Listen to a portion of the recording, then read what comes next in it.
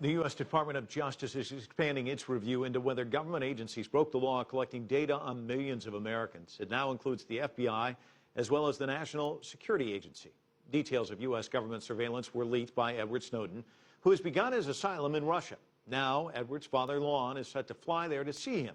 I asked Lon's lawyer if their hopes for a fair trial in the United States have vanished. And of course, initially, and this was reflected in the letter I wrote to Attorney General Eric Holder, there was at least some plausibility that the government would be amenable to at least exploring the idea of a set of conditions that would ensure what I call a due process trial rather than a show trial. But subsequent actions of the government, I think, maybe disillusioned both of us. One example is the repeated refrain that you find from those ranging from Nancy Pelosi and Dianne Feinstein to Peter King to the former Vice President, John Boehner. Oh, Edward Snowden, he's guilty of treason. Without a trial, really? Oh, he's caused members of the United States to die.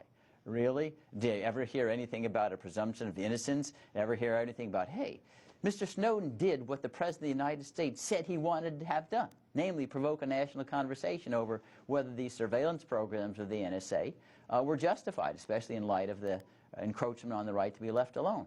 And none of that. It's almost as though Edward Snowden has disappeared as a person at those echelons of political power, as though it was some unicorn that disclosed the NSA programs that created the constructive conversation which probably will culminate in some congressional action. But Ed Snowden, nowhere to be seen.